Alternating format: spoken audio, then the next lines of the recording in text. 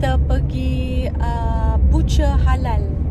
Saya akan tunjuk dekat tempat saya yang saya selalu beli daging, ayam semua untuk daging-daging halal. Jom. Okay guys, dah sampai butcher halal saya. Jom masuk.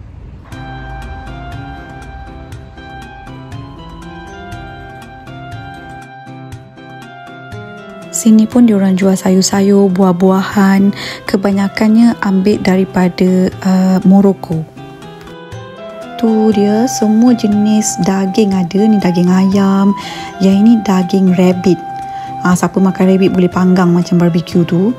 Yang ni semua yang dah marinate, boleh terus masak lah, boleh letak terus atas barbecue pun boleh. Yang ni kebab, orang kat sini suka makan kebab-kebab tu, orang French suka beli. Yang ini sausage yang dalam dia ada macam-macam, ada perasa kari, ada perasa cheese. Yang selalu famous merguez orang Morocco suka. Ni daging-daging lain lah, daging kambing, daging lembu. Macam memang fresh, memang harga dia okey, berpatutan. Sebab tu saya suka datang sini. Ni cube-cube ayam, cube daging yang kita guna untuk masak tu. Rasa dia sama je macam yang biasa Maggi punya tu. Ni barang-barang tin lah. Yang kita boleh cari sardin, tuna. Rasa dia lebih kurang je. Saya selalu beli yang sardin tu. Kita boleh buat goreng sardin tu. Macam sama je rasa dia. Yang ni you all kenal tak? Hummus. Saya suka makan hummus.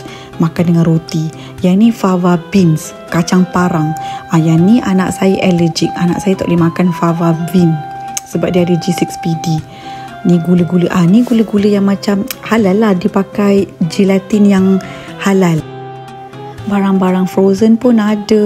Yang ni untuk buat daging burger tu. Saya selalu beli untuk buat burger lah. Kat sini burger Ramly tak ada. Burger tu pun okey, sedap. Kita buat dia.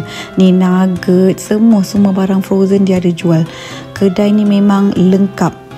Ni macam yang contoh nak buat sandwich tu, pakai chicken ham, pepperoni, nak buat pizza.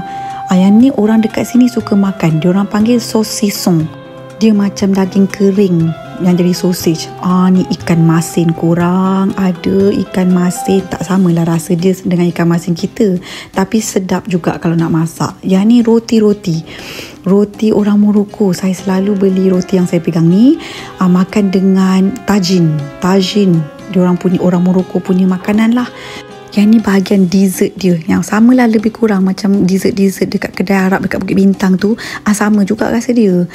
Korang rasa tu apa? Tu apa? Roti canai you all. Roti canai. Ni saya salut balik butter. Saya panaskan atas frying pan. Sedap. Okey, itu je untuk hari ni. Kita jumpa dekat video yang lain. Jangan lupa subscribe.